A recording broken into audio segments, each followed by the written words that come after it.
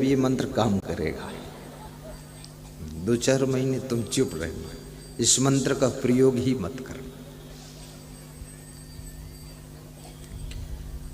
और जो बहू और बेटा चाहते हैं कि माता पिता के पास जो धरोहर हो, सोना चांदी हो या कुछ गुप्त धन हो, वो हमको मिल जाए, तो उसका भी एक मंत्र है, वो बता देता हूं। अपने पिता के पास बैठो, कभी माँ के पास, सास ससुर के पास, और इतना ही कह दो, मुझे तो आप ही का सहारा है। भगवान को तो हमने देखा नहीं, हमारे लिए तुम ही भगवान हो। बस जितना धन होगा सब आपको दे देगा, बस सब ले जाओ, निकालो माल।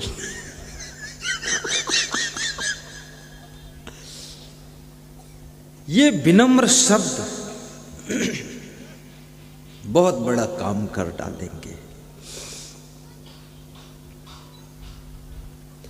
और ये व्यवहार कुशलता की बातें, इनकी जरूरत भी है।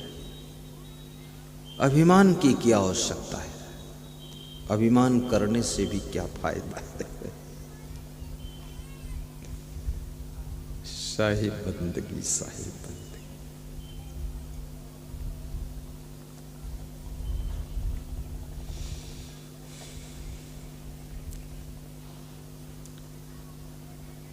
सोई हित बंधु मोहि भावे, जात कुमारग मारग लावे, सो सयान मारग रह जाइए। अब कबीर साहब कहते हैं कि बुद्धिमान वह, सयान मीन्स बुद्धिमान होता। मलखान सिंह, सयान मीन्स बुद्धिमान। बुद्धिमान कौन है? जो इंग्लिश जानता है वो बुद्धिमान है। हिंदी, इंग्लिश, उर्दू, अरबी, फारसी, संस्कृत, ये भाषा कोई कठिन नहीं है। बचपन से जिस भाषा में तुम्हारा जन्म हुआ है वो भाषा में तुम पारंगत हो जाते हो। पूरे भारत देश में सबसे अच्छी हिंदी उत्तर प्रदेश वालों की, क्योंकि वहां बचपन से ही हिंदी बोली जाती है। बाकी प्रदेशों में थोड़ा अलग अलग भाषा है। राजस्थान में हाड़ौती भी है, ये हाड़ौती क्षेत्र है ना, है? मेवाड़ी, मारवाड़ी और जोधपुरी भाषा।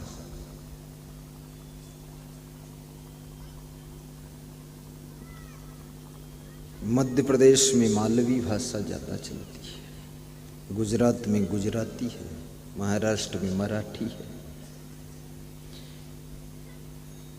अगर बचपन से इंग्लिश भाषा चलती होती तो आप ऐसी अच्छी इंग्लिश बोलते कि अमेरिका और इंग्लैंड के अंग्रेज भी आपके सामने मात खा जाते।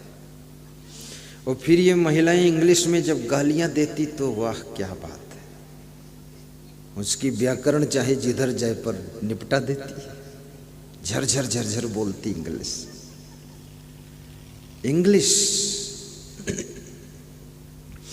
और इंग्लिश तो पुअर लैंग्वेज है, एक गरीब भाषा है। इंग्लिश में शब्दों की गरीबी है, हिंदी भाषा अमीर भाषा है।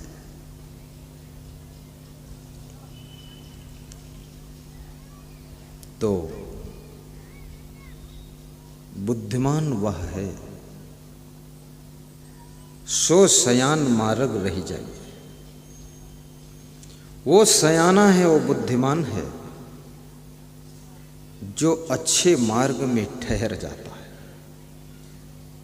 जो सतमार्ग में टिक जाता है।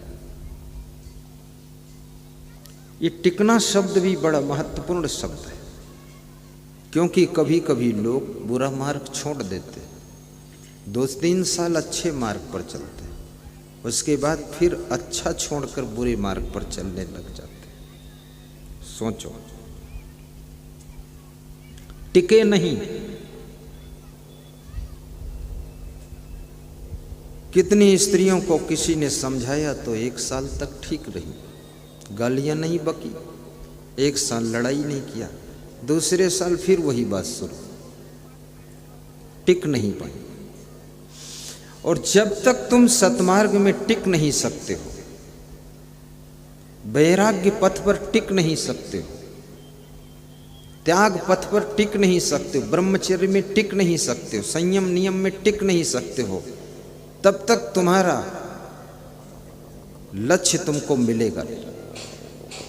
कभी कभी आप देखते हैं आदमी घर छोड़कर साधु बन जाता है, निकल गया नाहरगढ़ छोड़ के, पूरे नाहरगढ़ में चर्चा हो गई, वो तो चले गए प्रयागराज, बाबा जी बन गए, ये हो गया। लेकिन फिर तुम देखते 2 साल बाद वो डोल कमंडल लिए हुए फिर नाहरगढ़ में खड़ा है। क्यों खड़ा है? वो प्रयागराज में साधु समाज में टिक नहीं पाया है, वहां टिका नहीं,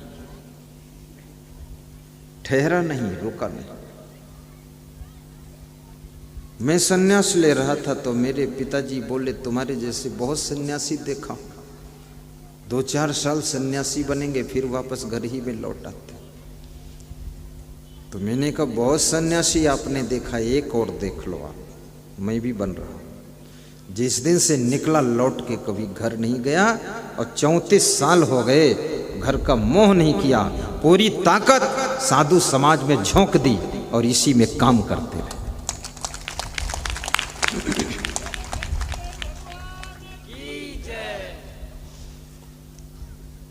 साधु बनो तो साधुओं में टिक जाओ, ईमानदारी का संकल्प लो तो ईमानदारी में टिक जाओ। फिर डगमगाना क्या है, फिर रुपये का लालच क्या करना है। इसी तरह से गृहस्थी करो तो गृहस्थी में फिर मजबूती से टिको, फिर खटर पटर मत करो, मेहनत करो, उन्नति। दुकानदारी करो, दुकानदारी में टिको, रोज रोज दुकान का सामान मत बदलो। कितने लोग 1 साल तक तो उसमें कपड़ा बेचते हैं, दूसरे साल लोहा बेचते हैं, उसी दुकान में तीसरे साल सीमेंट की बोरी धर के बैठे। ग्राहक को कुछ भरोसा ही नहीं होता है इस दुकान में सीमेंट मिलेगी, कपड़ा मिलेगा कि लोहा मिलेगा। टिक नहीं पा रहे हैं, और टिकना बहुत बड़ी चीज है। तुम जिस घर में पत्नी बनकर गई हो, अगर वास्तव में धर्म पत्नी के रूप में टिक गई तो एक दिन उस घर की शोभा बढ़ाओगी और उस घर की मालिक भी बनोगी। टिकना सीखो।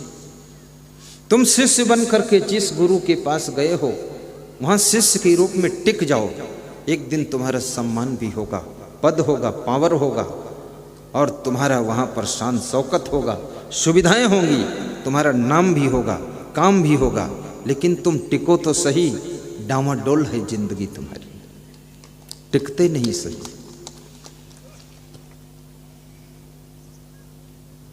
मेरे पास में इस तरह के बहुत से शिष्य आए, साधु बनने आए। कोई 2 साल टिके, कोई 3 साल टिके, फिर डगमग डगमग मन चंचल होने लगा। जिन चीजों को छोड़ कर आए थे उन्हीं चीजों की तरफ खींचने लगे, और मैं उनकी बारीक दृष्टि से आंख देखता हूं कि इसकी आंख किधर जा रही। ये सन्यास में टिकना किसी भी पथ को प्रशस्त करना। हम वैराग्य मार्ग पर निकले हैं, वैराग्य में हमें दृढ़ होना चाहिए, टिक जाना चाहिए। फिर हमारी जिंदगी में राग रंग की क्या आवश्यकता। कितने लोग साधु बन गए, घर छोड़कर निकल गए, गांव के लोग बोले बाबा जी हो गए, चले गए। अब वो बाबा जी गए और 2-4 साल में कोई एक साध्वी को ढूंढ लिया, उसके साथ घूम रहे। ये नाहरगढ़ छोड़ना, भंवरगढ़ छोड़ना, राजस्थान छोड़ना बहुत बड़ी बात नहीं है। विषय भोगों को छोड़ना, इंद्रियों को जीतना, चंचल मन को वश में रखना, विषया शक्ति की बंधन को काट देना, यही वैराग्य मार्ग में टिक जाना।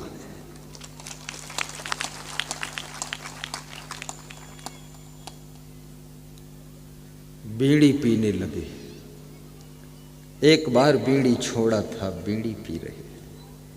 ये क्या है? टिक नहीं सके त्याग में। तो मजबूती से टिक जाओ और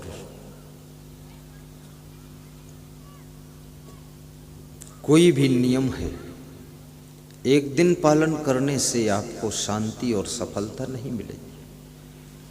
जिंदगी भर उस नियम का पालन करना पड़ेगा। जब तक सांस है तब तक उस नियम में रहना पड़ेगा।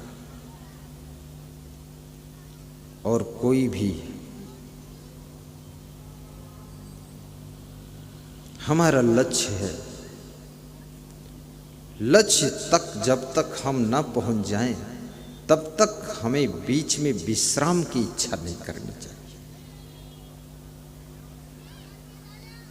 स्वामी विवेकानंद कहते थे, उठो जागो, तब तक मत रुको जब तक लक्ष्य पर न पहुंच जाओ। और जीवन का सबसे बड़ा लक्ष्य, बात को समझना गौर से, जिंदगी का सबसे बड़ा लक्ष्य, जब तक जिंदगी जियो सुख शांति से जीना ही लक्ष्य। कितने लोगों का घर तो सुंदर है लेकिन घर के लोग ठीक नहीं। अपने बच्चों को भी तादाद से ज्यादा सुविधाएं मत दो, अन्यथा उनका आदत बिगड़ेगा।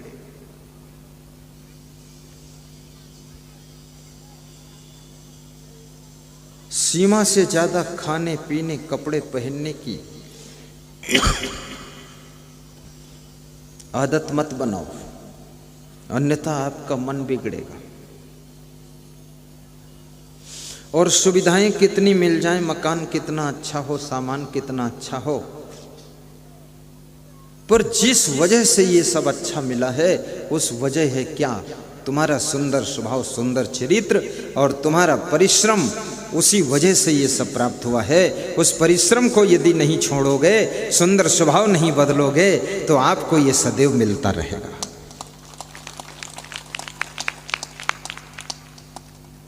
निरंतर परिश्रम करते रहो, उन्नति निरंतर करते रहो। सोई हित बंधु मोहि भावे, जात कुमारग मार्ग लावे, सो सयान मार्ग रही जाएगी। वो बुद्धिमान है जो सतमार्ग में टिक जाता है,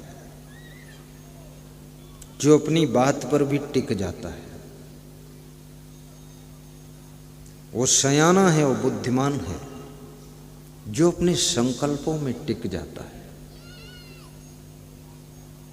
सोच समझ कर संकल्प लीजिए, उसमें टिक जाइए।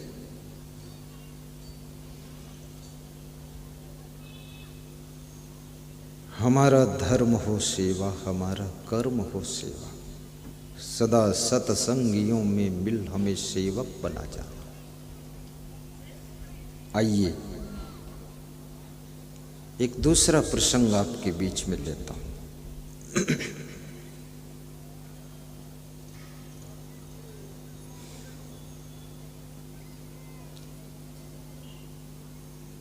महात्मा विदुर से महाराजा धीराज धृतराष्ट्र पूछ रहे हैं कि हे विदुर, वे कौन से लोग हैं जिनके जीवन में हमेशा सुख निवास करता है? उन्हें क्या क्या करना पड़ता है? विदुर जी कहते हैं उन्हें 7 चीजें त्याग करनी पड़ती हैं और 6 चीजें उन्हें अपने आप में धारण करनी पड़ती हैं। 6 चीजें प्राप्त करनी पड़ती हैं और 7 चीजें त्याग करनी पड़ती हैं। सीधे बैठ जाओ। ये बहुत बड़ा प्रसंग है। ये 7 चीजें कौन कौन हैं जिनको त्याग करना पड़ता है तब हमेशा सुख रहता है, और ये 6 चीजें कौन कौन हैं जिनको प्राप्त करना पड़ता है तब सुख पैदा होता है। सीधे बैठकर मंत्र बोलो। अनर्थकं विप्रवासं गृहेभ्यः पापै संधि परदाराभिमर्शम् दम्भं अस्तैन्यं पैशुनं मद्यपानं न सेवते यश्च सुखी सदैव अर्थागमो नित्यम् अरोगिता च प्रिया च भार्या प्रियवादिनी च वशस्य पुत्रो अर्थकरी च विद्या खड्जीवलोकस्य सुखानि राजन् खड्जीवलोकस्य सुखानि राजन्। क्या है भाव? 2 श्लोक है। एक त्याग करने का श्लोक है, दूसरा प्राप्त करने का श्लोक है। अनर्थकम विप्रवासम गृहेभ्यः। जो लोग बिना उद्देश्य के अपना घर छोड़कर, बिजनेस छोड़कर, काम छोड़कर इधर उधर बाहर घूमने के लिए जाते हैं, उनको इस आदत का त्याग करना पड़ेगा। फिजूल में घूमो मत। पिकनिक मनाने का टाइम नहीं। और कितने लोग अपने परिवार को सब नदी, पहाड़, झरना दिखाने ले जाते हैं।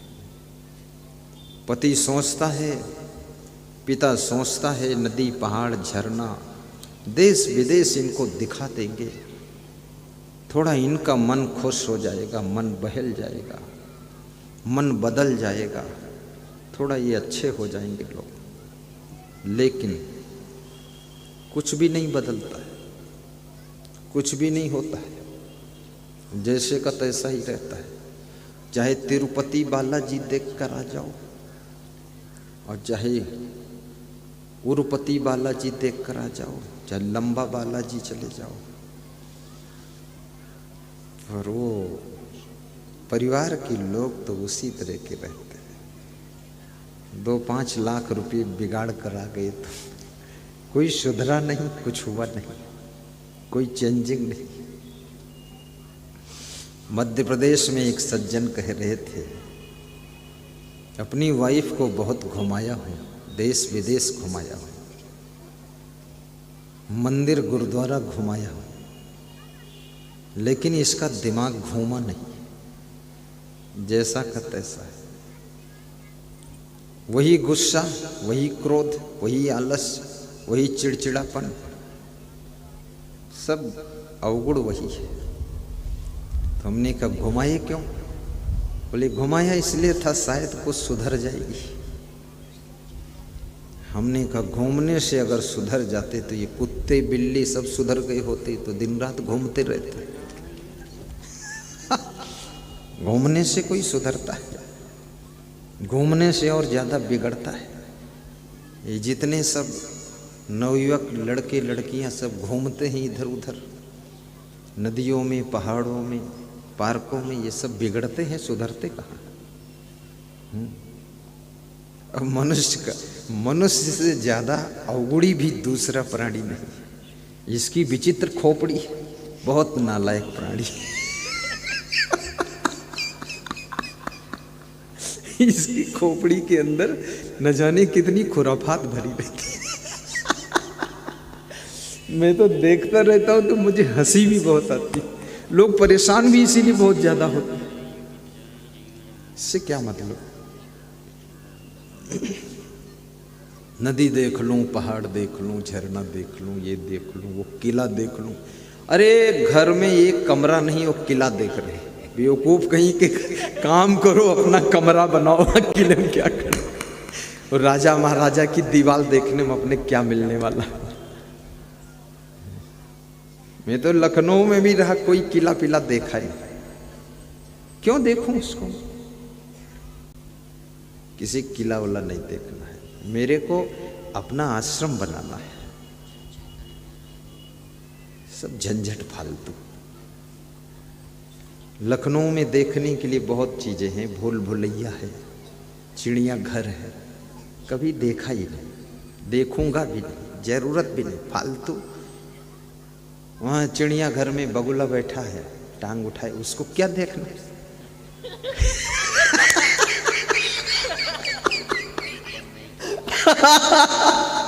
फालतू उसके बगुला के पास खड़े, कहीं बिल्ली के पास खड़े, सफेद रंग की बिल्ली। सब मूर्खता का काम है, टाइम पास करना। अनर्थकम विप्रवासम गृहभ्या।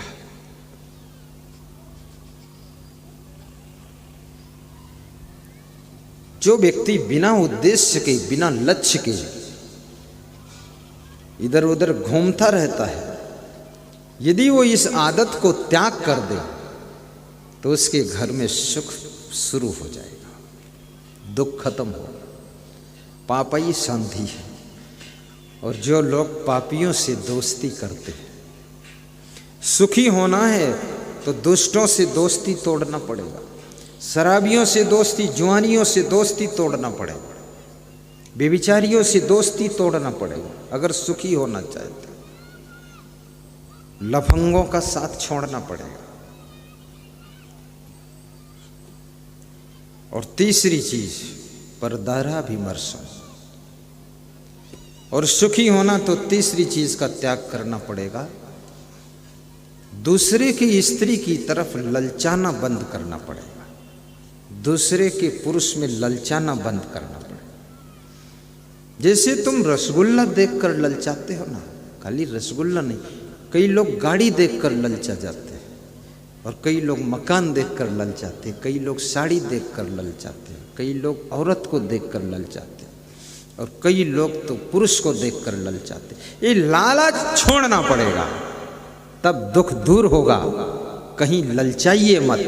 कुछ नहीं है, कुछ नहीं है, न तुम्हारी पत्नी में कुछ है, न दूसरे पत्नी में कुछ है, न किसी पति में कुछ है, न किसी पुरुष में कुछ है। जो कुछ है सब कुछ तुम में है, और तुम सुख के सागर हो।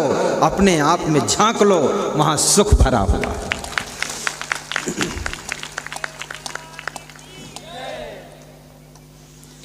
इसलिए बचपन में तुम अकेले थे, कितना सुखी थे।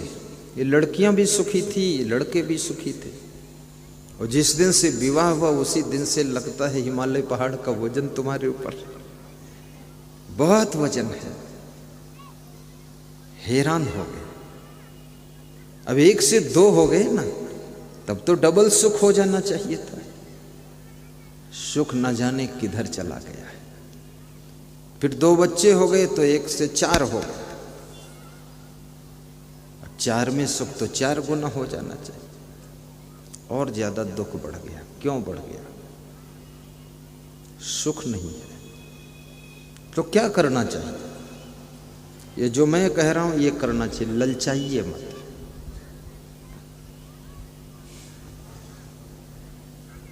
अंदर से वैराग्य भाव होना चाहिए।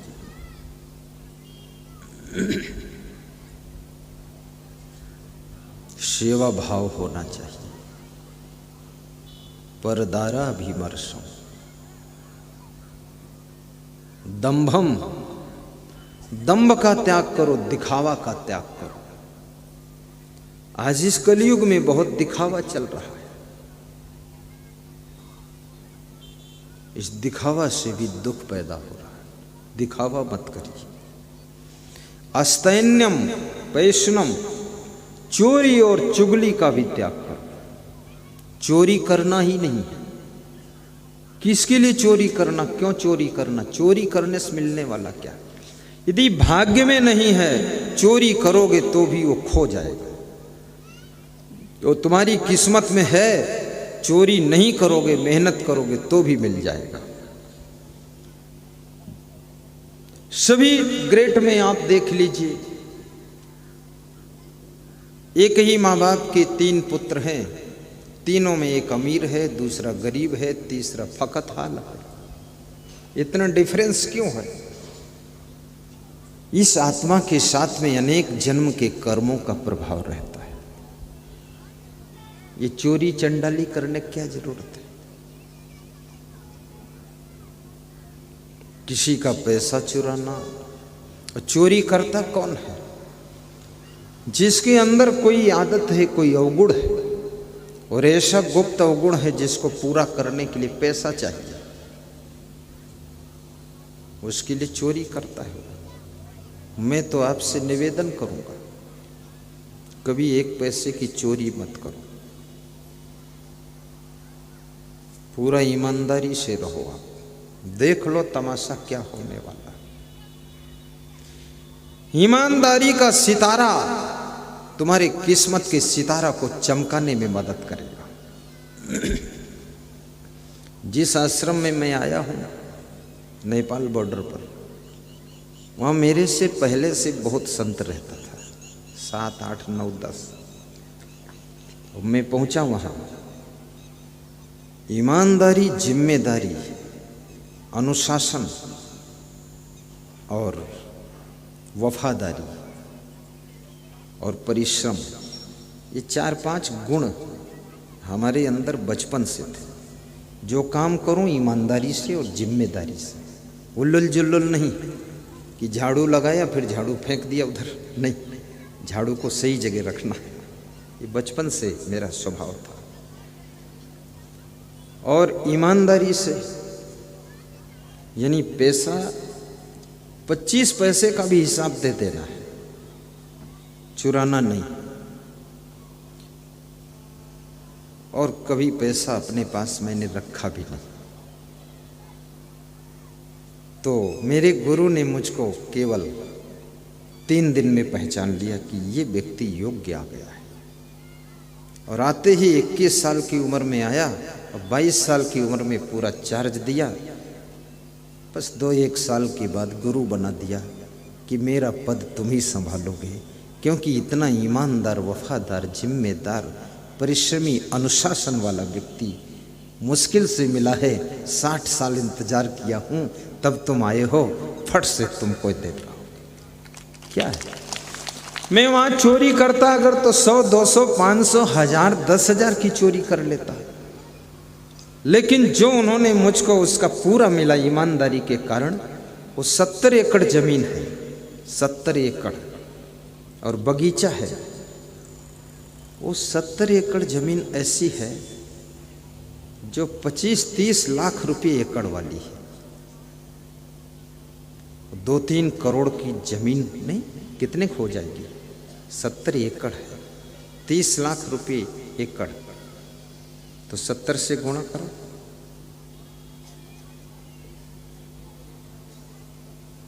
$30 लाख को 70 से गुणा करो।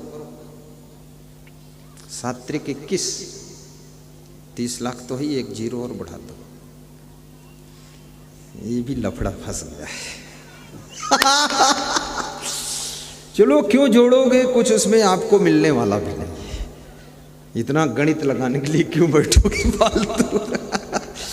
और वहां इतना सब सामान, वो सब फ्री मिल गया। 42 कमरों का आश्रम मिल गया, सब मिल गया। लेकिन त्याग इतना अभी भी है, ना उनकी जमीन देखने गया हूं, ना उनका सामान लिया हूं, और ना उनके उस चक्कर में पड़ता हूं कि मुझे मिल जाए। मैं सोचता हूं ये सभी संतों का है, मेरा ही थोड़े केवल है। तो दूसरे संत उसका संचालन करते हैं, दूसरे संत चलाते हैं। मैं अधिकार और मालिकत्व अपना रखना ही नहीं चाहता हूं। मैं उसमें पूरी मेहनत के साथ काम करना चाहता हूं। सभी संत अलग अलग डिपार्टमेंट के मालिक रहें और उन सभी संतों को हम प्रेम और प्रसन्नता देकर आगे बढ़ाते रहें। ये काम मेरा है। ईमानदारी से बहुत कुछ मिलता है। और ये भी याद रखना, अगर बेईमानी का दाग, चोरी का दाग, कलंक का दाग एक बार लग गया वो फिर छूटता नहीं। उससे हमारी क्वालिटी डाउन होती है, ग्राफ डाउन होता है। मैं स्त्रियों से भी कहूंगा, अपने पति का पैसा भी न चुराओ। पुरुषों से भी कहूंगा, अपनी पत्नी से झूठ मत बोलो। कितने पति इतना झूठा है कि उसकी पत्नी हैरान है उससे। झूठे लाल पति मिले, हर बात में झूठ बोलता है। अब पत्नी भी सोचती है जिंदगी इसको दे दिया और इतना झूठा है, कुछ ठिकाना नहीं। कम से कम अपनी पत्नी के साथ तो सच बोल दो, माँ बाप से तो सच बता दो, गुरु से सच बोल दो। कितने गुरुओं को ऐसे ऐसे शिष्य मिल जाते हैं, इतना झूठा है, हर बात में थोड़ा झूठ मिला देगा। और गुरु भोला भाला है तो सोचता सब सही है। गुरु बेचारा बड़ा खुश होता, उसका झूठ, झूठ का मतलब चटनी मिला मुलू के गुरु को खुश कर देता है। और आगे यदि बढ़ना चाहते हो तो अनुशासन भी रखो। आपका अनुशासन भी होना चाहिए। जिसमें अनुशासन नहीं है, अभी हमारे एक संत जी बता रहे थे कि कोई आश्रम पर गए थे तो वहाँ की महंत से पूछा, ये कंट्रोल क्यों नहीं करते हो?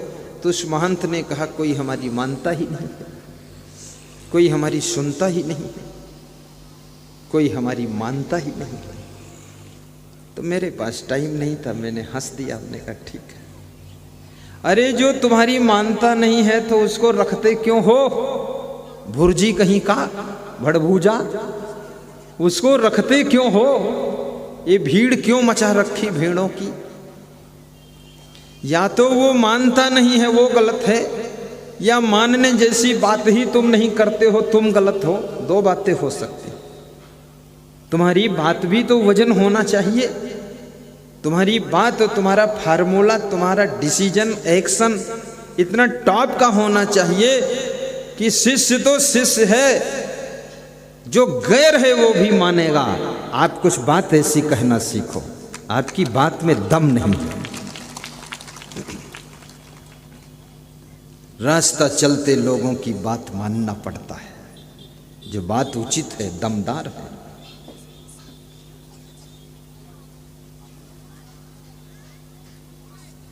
गुरु को बहुत योग्य होना चाहिए। आश्रम में भी अनुशासन की आवश्यकता है, और माता पिता को भी अनुशासन रखना चाहिए। 70 साल की उम्र हो जाए तो बेटे बहू को अनुशासन की सेवा संभालना चाहिए। तुम अनुशासन करो, क्योंकि बाल अवस्था ज्ञान अवस्था होती है, गलतियां हो सकती हैं। थोड़ा कंट्रोल रखोगे तो लोग संभल जाएंगे, धीरे धीरे ज्ञान हो जाएगा, जीवन धन्य हो जाएगा। और अनुशासन में भी सेल्फ डिसिप्लिन। कितने लोग ऐसे होते हैं जो स्वयं अनुशासन में रहते हैं, उनको दूसरा कंट्रोल करे जरूरत ही नहीं, वो स्वयं ही नियंत्रण में रहते हैं। और जो स्वयं नियंत्रण में रहते हैं वो महान होते हैं, और जो खुद नियंत्रण में रहते हैं और दूसरों को भी नियंत्रण में रखते हैं, वह वास्तव में भगवान होते हैं, जो खुद कंट्रोल में रहकर दूसरों को भी कंट्रोल करते हैं। भगवत सत्ता उनके अंदर काम